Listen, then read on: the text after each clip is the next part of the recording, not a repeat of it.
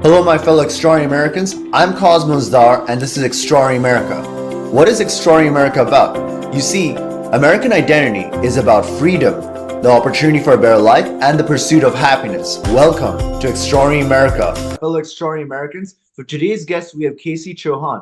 Casey Chohan is an entrepreneur, speaker, tax specialist, angel investor, and philanthropist. He's the founder of Together CFO, a fractional CFO services, accounting, and bookkeeping firm based in Los Angeles, California. His CFO strategies have been the best kept secrets of the elite. He's an expert on CFO strategy and helps high net worth families protect their wealth and protect assets. He has a deep passion for serving others and educating those who are unprotected. Casey pushes himself to find better alternatives and began to learn and understand the strategies of the elite. His goal has been to provide education resources to bridge the gap for first generational wealth, helping solve their pain point of financial literacy. Born and raised in England, now based in Beverly Hills, Los Angeles, he has become the secret weapon for CPAs and financial advisors, helping clients to save millions on taxes through innovative and tailored strategies which supersede regular loopholes that most people use. As a respected writer for Forbes magazine, his insights have been spotlighted in Entrepreneur magazine, NBC, Yahoo Finance, and Fox News. His engaging and informative style has also made him a sought after speaker at high profile events like the Accounting and Finance Conference, The Money Show, Quantum Mastermind, Amplify, and Market Disruptors, to mention a few. He's an extraordinary American, and I'm honored to have him on the show. Casey, are you there? I'm here. Thank you so much for that intro. That was fantastic. Casey, thank you so much for taking the time to come to this podcast and share your invaluable wisdom with us. Can you tell me and the audience a little bit more about yourself, your story, your background, and how you got started? Yeah, absolutely. So it all started when I was at college, is how I got into accounting and finance. My dad made me go work during the summers and intern with different companies. And when I got to an accounting firm, I got a really good piece of advice from a very close family friend who used to run that business. And he said to me, if you understand numbers, you can take that anywhere in the world and you'll have a really good foundation for a really good career if you can understand numbers. So I was like, okay, I was a young kid at that point, looked up to him, listened to him, and then that led me down the path of doing business with accounting and really getting to grips with numbers. Then when I finished university, I had a job straight out of the box, and that was in an accounting firm doing the bookkeeping for several different companies. And this was just when QuickBooks was starting up. We were doing it by hand in ledgers. So Mhm. it was really boring. And after 6 months of doing that and figuring it all out, I was like, I can't do this for the rest of my life. It was beyond boring. It was like watching paint dry. So then I quit that job. I ended up doing something called management accounting, which is being an accountant internally for one big company as opposed to being a bookkeeper for multiple companies. So that was really much better suited to my personality. The background of my degree was still applicable as well, so it wasn't too far out of my area of expertise. But I started right at the bottom, making cups of tea and coffee for the bosses, and then within 6 months, I was running one location. Within a year, the country. Within a couple of years, Europe, and then I transferred over to America with that company. And then I had a different region here. It was North American. Did another 4 years here in America before I then started my own business. And during that time frame of those 4 years, I knew pretty quickly that I was gonna start my own business. So I was just mentally preparing myself for that, learning the other side of business because if you think of business as a full part, I was only good at the accounting and the finance and the numbers piece, but there's so much more. There's probably two-thirds of it left that I had to figure out with sales and marketing and operations, which I didn't know anything about. So I spent my time studying and learning that and then acquiring some clients. And then when it got to a break point that it was too painful to stay in corporate America, I then took the leap of faith and went full on out on my own company. Wow, so Casey, you've had quite the transition, like it was quite the journey. So my question is, what was your strategic goal and vision throughout? Like what is the evolution of like your idea of your business career and like how did it evolve altogether from where you were to where you are now? So to start off with, I just wanted to get enough money to get out of corporate America. I quickly realized that wasn't the environment that I was going to be in long term because I wasn't thriving there. It was more painful going into work every day, hating the job, hating the hours, not being happy as a person. And I wanted something more than that. It's like I sacrificed a lot moving from England to America. And again, very blessed as well because not everybody gets that opportunity with the visa situation to have a company fund them, move them, take care of them. So on one side, really grateful for the opportunity, but on the other side, knowing that it wasn't in my heart of hearts to stay there for forever. Um, so I had to learn really quickly how to figure this out because I was making a good salary. It was comfortable, right? A comfortable life, painful a little bit, but comfortable. So ultimately, started reading a lot of personal development books, really opening up my mindset on what was achievable. And quite honestly, the whole notion of the American dream and you can do it, I thought was a load of crap when I first moved here because in England we're very cynical of these types of things. And then when I got here, it's like everyone's talking about pay it forward and help each other, lift as we climb, all these phrases. I just thought they were phrases, but it actually is really true. If you surround yourself with the right type of people, they will mentor you and they will add value to you and help you, which you don't really get that, at least in England and the countries that I've been to. And I've not seen that anywhere else, but in America, it's very prevalent. No, I mean, I noticed that too. Like it's just like an open culture where like if you work hard and it's based on like meritocracy, like if you do the right things, like you can be successful. And then you can do whatever you put your mind into. And that's something that I've noticed as well.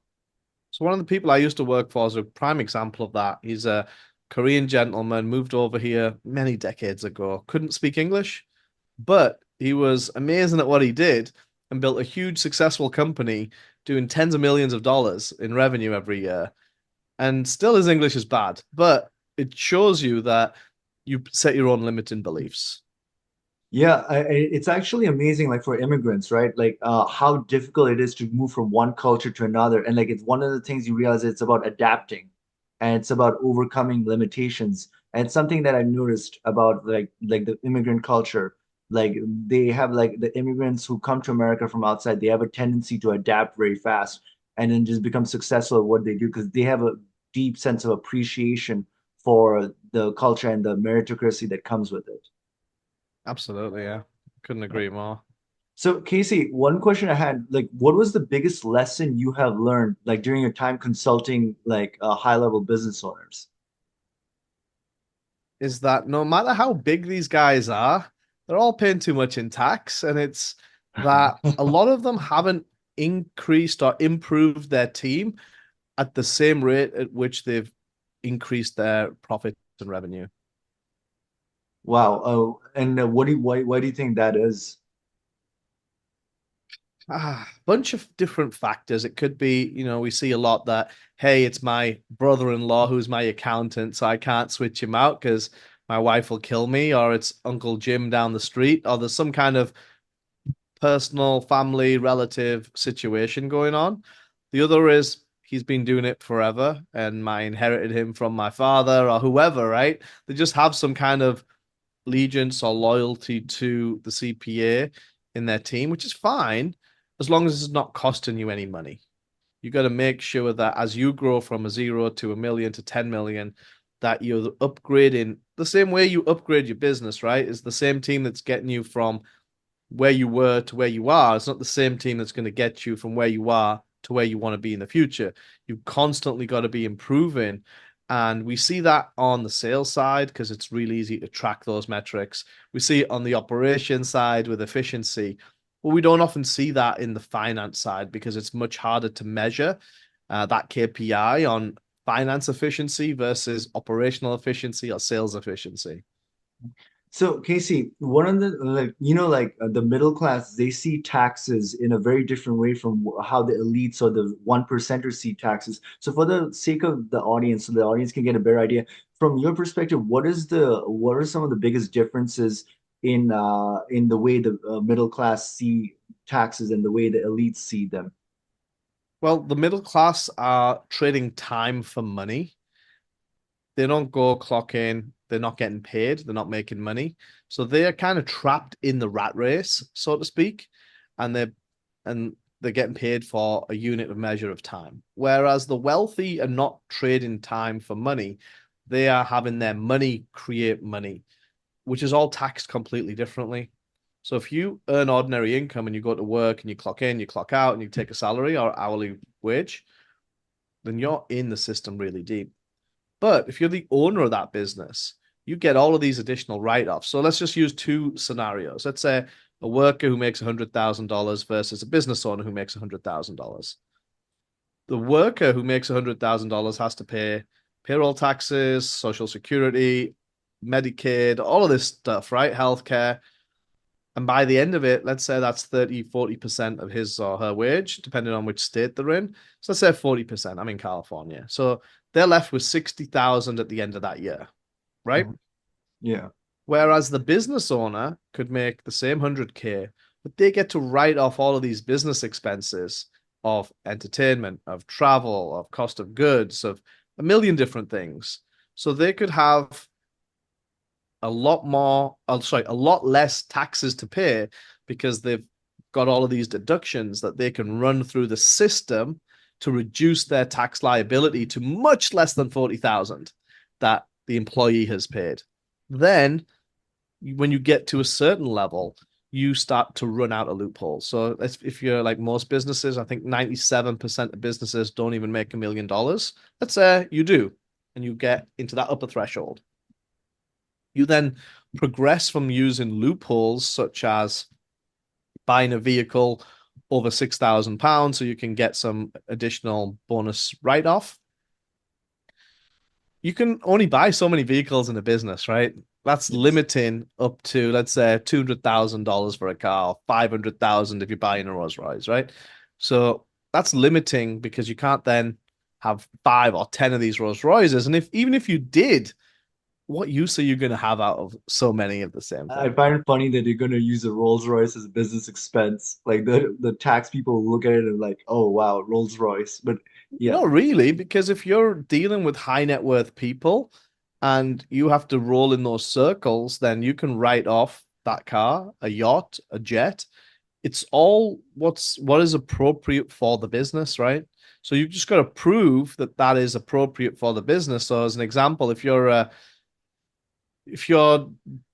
doing waste removal at a recycling facility and you're rolling up in a Rolls Royce, it's probably not the most appropriate vehicle to roll up in, right? yeah. Versus That if you're that's the doing point. wealth management to ultra high net worth individuals, then it's probably more appropriate in that scenario. But even if it was not appropriate, like the point that it was like almost like a joke. Like even if it was not appropriate, you could still put it as a tax write-off. Like if you were like in a garbage disposal and you have a Rolls Royce, like they won't say anything, you know? Yeah, to a certain degree, as long as it's for business use and you're using it for that term, there's a lot of gray areas there. But generally speaking, once you progress into multi seven figures, those loopholes, they're very difficult to use them all and still have a low tax liability. So that's where you need to have a really good structure. And if you have a good structure, then you can get down to single digit tax rates like you see all these elite billionaires that have had their tax returns leaked and published. ProPublica did a great article on that, and it showed the top 5 billionaires all paid less than 10%. Yeah. Yeah, I think like even in politics, like there's like when back in 2016 when they were like talking about like let's say Trump's tax returns and all of that, like but the way he looked at it was it's a positive thing, but they thought that that was a negative thing. But no, like you want to pay less taxes if you're a business owner, because then that's like the right thing to do in that regard. I think if anyone has the option, hey, would you like to pay more tax and or would you like to pay less tax? the vast majority of those people are going to opt for paying less tax. No, obviously, like that's the point, because but like most people, they don't understand how it works with like business owners because it's a relatively few percentage, of that. It's a really small percentage, but there's a lot of loopholes that everybody can use that is a business owner. But then when you get into the multi-7, multi-8 levels of revenue, then you need something more sophisticated. It's just like anything else, right? When you grow in your business, the CRM that you're on as a 10, $20 million company is not likely to be the same spreadsheet that you used when you started your business, right? Hmm. Yeah. So it's just getting into that evolution. And with the right structure, you can quite easily get down to single digit tax rates. So one of the things I wanted to ask as a continuation of this was, what are like some of the tax mitigation strategies that the wealthy would know that and understand that the middle class are just not aware of? I'm talking about like seven figures and beyond. For those types of people, it's going to be to do with tax exemption. So if you think of it as two buckets, you've got taxed is the employee that's working for an hourly wage. Then you've got tax deductible, which is the business owner that can deduct business expenses like travel, as an example, right? Mhm. Then there's tax exempt world that is philanthropy. But what a lot of these billionaires and the elite families do is use that philanthropy to create a lasting legacy. So that's the way they're all set up. If you look at the foundations that are created, they all seem to have a private family foundation, like Bill Gates, Jeff Bezos, Buffett, Musk. They all have this. And that's not to say that they're not doing charitable work. They definitely are. But then there's also additional benefits to be had, and that is to create a lasting legacy by teaching your heirs how to manage that money, to invest that money free of capital gains tax. Because in a tax exempt world, there's no such thing as capital gains tax, there's zero. But there are other things that you've got to look out for, like net investment income. So, as an example, if you traded some stock personally and you had some capital gains on it, you would either pay short term capital gains or long term capital gains in the region of, let's say, 30 to 40%. Mhm. But if that money was in a foundation and you control that foundation, the capital gains tax is 0%. And on any gain, you only pay a net investment income of 1.4% tax rate. Wow. So that's a simple example of how the elites take money, donate it to charity, get a tax write-off, and then fully control that money, but it's just in the non-profit world. And there's definitely different subsets of this, but generally speaking, they take it from their right hand, giving it to their left, taking a tax deduction between them, and then investing it from the left because it's a more preferred way to invest money if it's free of capital gains tax, as opposed to paying 30 to 40% on any gains that you make. Like Casey, I'm so glad that you're talking about these things because like Extraordinary America is about financial literacy for the 99% to understand how the 1% think. Because like the way you gain prosperity and abundance is you think in terms of how the wealthy and the elite are thinking, and then you have a process where you go from where you are to like how they're doing, and then that's how we get more jobs and like we create more businesses that way. So whatever you're doing, it's like amazing. Yeah, thank you. But it's not available to everyone, right? The next question usually is, well, why isn't everybody doing this? One, exactly what we talked about is that if you don't have a team around you that understands how to create a private, non-operating family foundation and then stay in compliance with it, get the IRS determination letter from it, then there's no way in the world you could do it. It's very, very difficult if you're doing that on your own. You're supposed to be running a business and making money. On top of that, now you're trying to become an expert in this super niche thing that if you make one mistake on, you could lose your tax exemption status. So it's really important to have that right team around you that can help guide you. But most CPAs don't know this world. Yes, they know what tax exemption is. They may have filled out a tax filing for a non-profit at some point in their career, but are they experts at it? And I always go back to the analogy of doctors because it's easy for people to understand this. When you go see a doctor, the first thing they do is a diagnosis, right? They don't just go in and give you some pills and away you go. They get to that eventually, but they ask you what's going on. Uh, does this hurt? How long has it been like that? And then they kind of, through a process, figure out what the recommendation is to help you improve. Whether it helps you improve or not is a different matter, but that's the process in which they go through. And then the outcome could be something as simple as, hey, you're stressed, you need to rest, or you need surgery. Hmm. Now, if you needed surgery, as an example, the doctor that you went to see, your general practitioner, is not going to be the same doctor that's doing the surgery. Hmm. You Yeah. want the leg surgeon or the foot surgeon to do the foot surgery because he's a specialist at doing that thing, right? So the same way doctors have different levels, CPAs and other advisors, wealth advisors, strategists, all have different levels as well.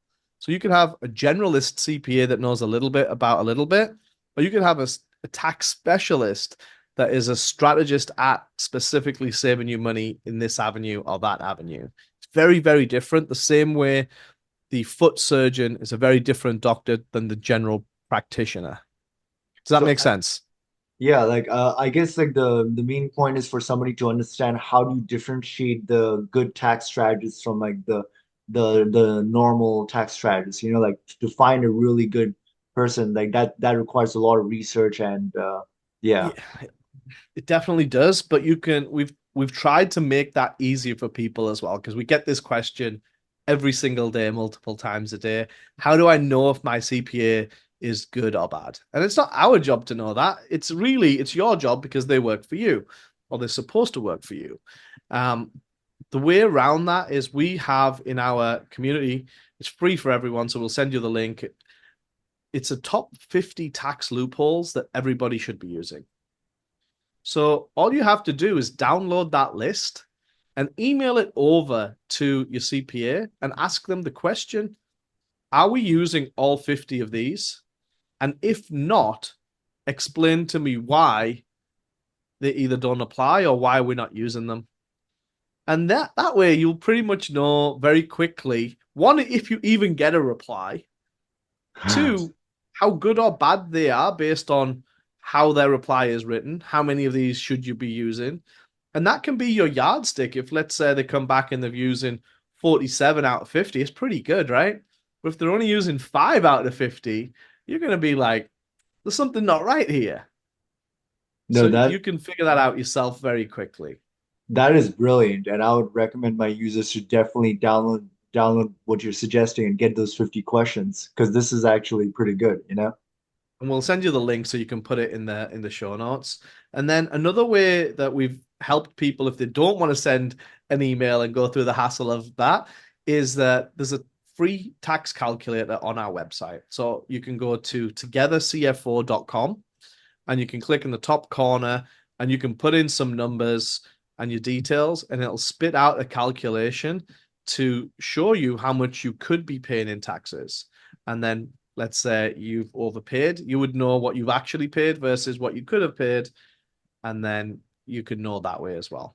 I'm gonna have to ask you this again towards the end of the podcast, just because I want to make sure that people get that. But Casey, one question I wanted to ask is a continuation of the questions I'm asking regarding the middle class and the rich, right? So what do you, in from your perspective, what is the thought process that the wealthy have around money versus what the a middle class person's thought process would be around money? So middle class are thinking usually paycheck to paycheck. When you look at the stats of the average American, they don't have more than $400 in their bank account. So if an emergency comes up, they're going to be struggling. So they are paycheck to paycheck, or maybe they got a little bit saved up, but not a lot. Highly dependent on that paycheck, regardless, right? Whereas the wealthy, they think about money differently. Money is a tool, and how do we make money? work for us to create more money that doesn't involve my time. And that's the fundamental, basic two differences of the way that the elite think. And stocks are a great example of this. Like, I'm not giving any financial advice, but if you put money into the stock market and it grows, then you haven't really done anything for that money to grow and yield you a bigger return, right? Hmm. Versus if you're going out and working a 40-hour work week or a 50-hour work week, you're putting in a lot of energy and a lot of time and sacrifice to go to work, put in the hours to get that paycheck. So Yeah. that's the kind of two sides of the scale and the biggest difference, because if you've got enough money to invest and grow, that you don't have to go to work for 40 hours or 50 hours a week or 100 hours if you're a doctor, right? And Hmm. it can just create enough passive income for you to live off, then that's the ideal state, because then you've bought back that work week. That's Yeah. the key difference. That's pretty true. Like, in the middle, like most people, they're looking at things from like paycheck to paycheck, but having passive income streams is very important, you know? So And some would argue that it's there's never passive. You always have to do something for it, which is true, because you have to create that capital in the beginning in order to invest it for it to grow. But that's the difference between being rich and being wealthy. When you're rich, you might have a high paying job or a high yielding business. But when you're wealthy is when your money is making money for you and you can take time out the equation. as a continuation of this, Casey, how would the wealthy view inflation, inflation and debt? Uh, and like, do they view it very differently from how the middle class view it? Yeah, absolutely. So for them, debt is a good tool. Debt is something good because they know how to use debt strategically. Whereas usually I with love that you use strategically because from when my mentor always keeps telling me about strategic debt and to get assets and all of that stuff. And so but yeah. it's not just assets, it's cash flowing assets, right? So as an example of this, let's just use debt in two different scenarios, one for the elite and the wealthy, and one for the regular working class. So let's say you get $1 million loan, right? As the wealthy guy, because your debt to income ratio fits. You take that $1 million, you go buy an apartment complex, and it yields X amount every single positive cash flow. Now, the middle class person, let's say they get 100,000 rather than a million. They might go buy a car, another car that they don't really need, that's depreciating. It's not making them any money. That in fact just becomes another overhead that they have to continue to pay after the $100,000 is long gone and spent. So Hmm. the two differences in that scenario is they both got a level of debt. One invested it into something that is producing cash flow, and the other invested it into an asset, still technically, but a depreciating asset that's not yielding cash flow, that's sucking cash flow. And that's Hmm. really the difference on when you look to invest or if you look to make your money work for you, what are you doing with it to make it grow as opposed to buying the next toy or taking an extra vacation, depending on what cycle of wealth or life that you're in as well, right? Hmm. No, yeah, totally. And it's actually very important that people know like that you need to use debt. Like debt's not necessarily like a negative thing. It's consumer debt that's a negative, like the debt to get liability to acquire liabilities like a car or something like that. But if you're using it to get assets and create wealth, it can be a very positive thing. And if you look at the likes of Robert Kiyosaki, who has billions of dollars of debt because he bought apartment complexes in 2009, 2010 when they were giving them away. Those assets produce cash flow, but then they also increase in value too. So you now get an asset that maybe cost $1 million is now appreciated to $3 million. Along the way, it's been paying you out as well. So you get a double hit. Hmm. Yeah, totally.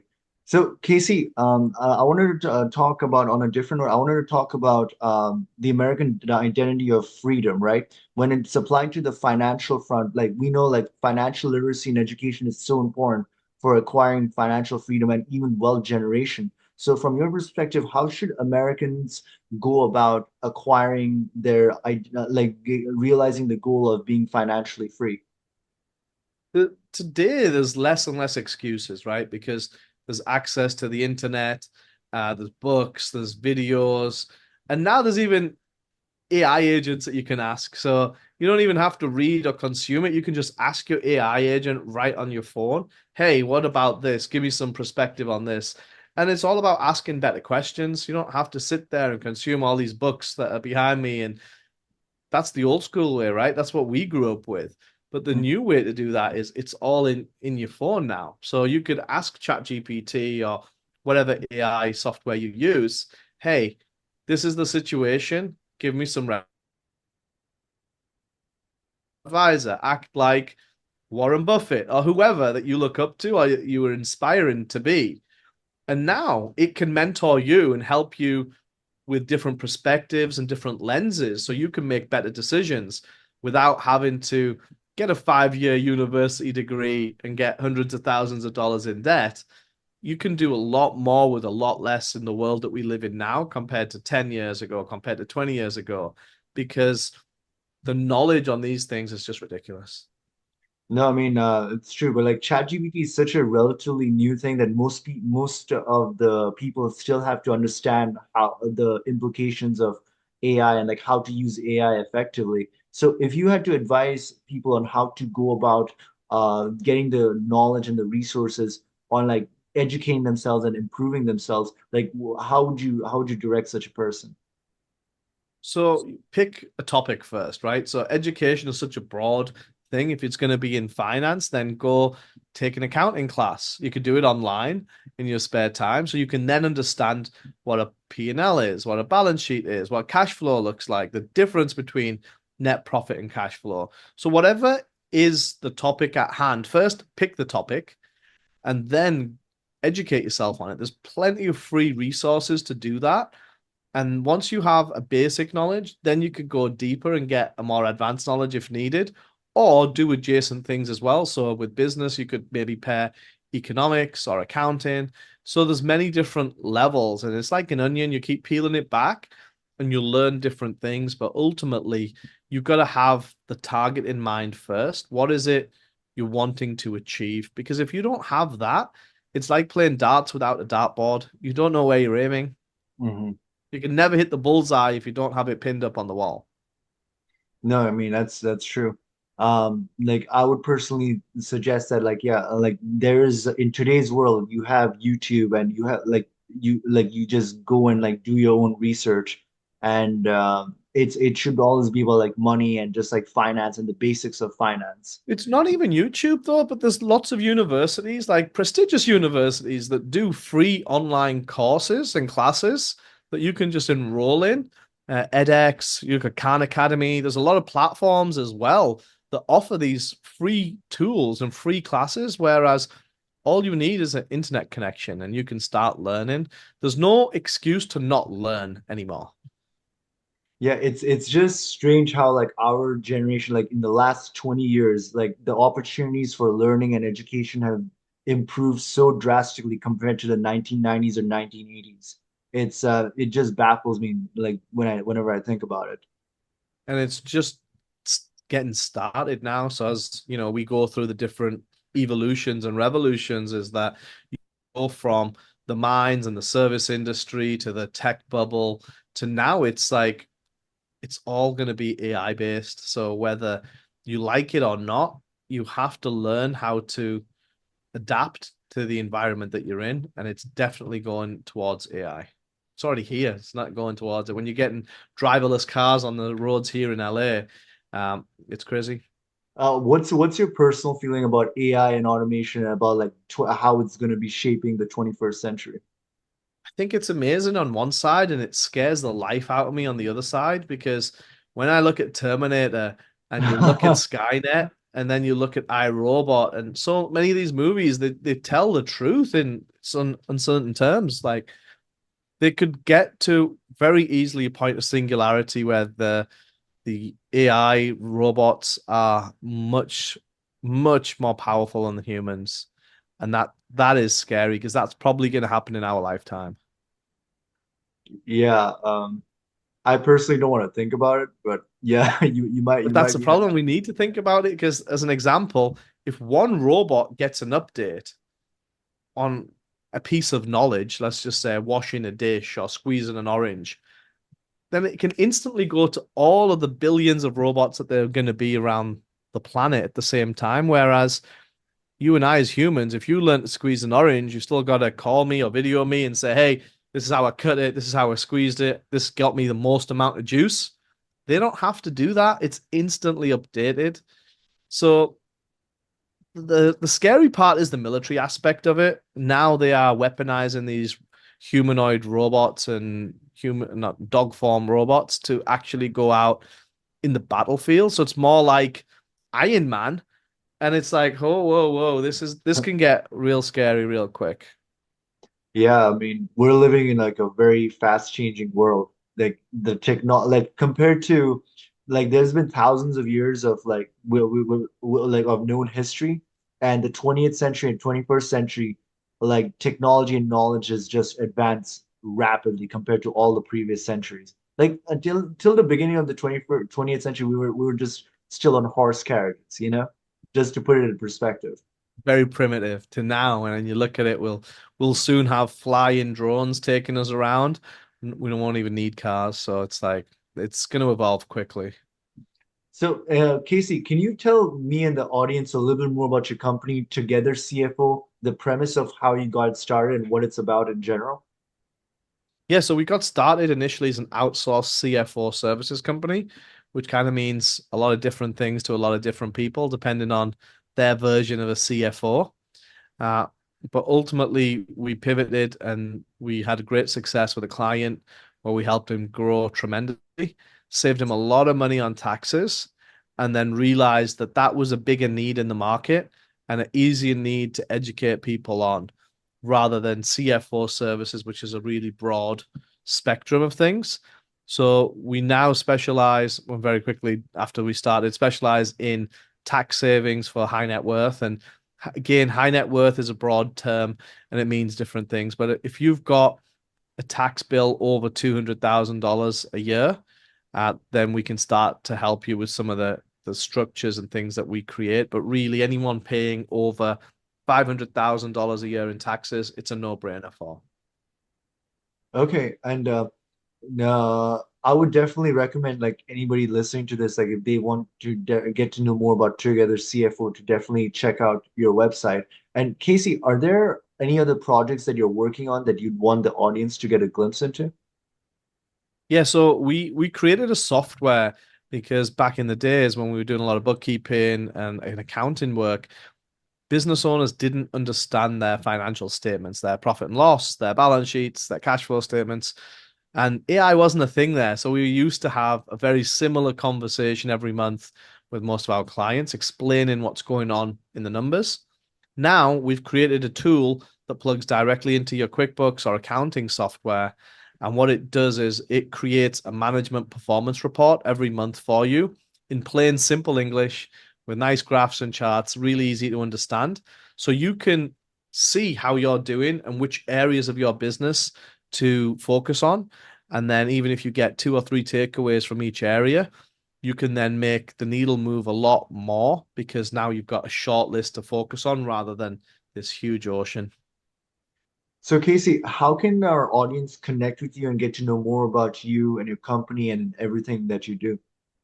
So they can connect with me at togethercfo.com or on LinkedIn, Casey Chohan, and the software's name is financialfusion.io. And we'll give you guys a link and a coupon to use so you can get an extended free version of that. So you go test it out. But yeah, they're the best platforms to get me on. All right, Casey. Casey, thank you so much for taking the time to come through on this podcast and share your wisdom on how the wealthy think and versus how the middle class thing and like all of these tax strategies and everything, because we do need to know all of this stuff, and we have to get on that plane where we can start educating ourselves, and so we become financially prosperous ourselves. And I really appreciate that. And I Oh, do you're hope. welcome. Thanks for having me on. I really liked our conversation. Yeah, and I would like to conclude this episode by letting my fellow extraordinary Americans know that, hey, look, there's an extraordinary within each and every one of us. And it's our duty to awaken it and unleash it. Until next time, bye for now. Hey everyone, thank you for watching Extraordinary America. If you like what you see, please do subscribe to our podcast and share it with others. Remember that the best investment that you can make in your lifetime is in your own financial education, for it is knowledge that truly sets us free. Also, remember that inflation is diluting your purchasing power, which in turn increases financial bondage. The practical thing to do is to protect the loss of your purchasing power and invest in precious metals or the right cryptocurrencies. Lastly, never forget that you are an extraordinary American. We'll see you in the next episode. Bye for now.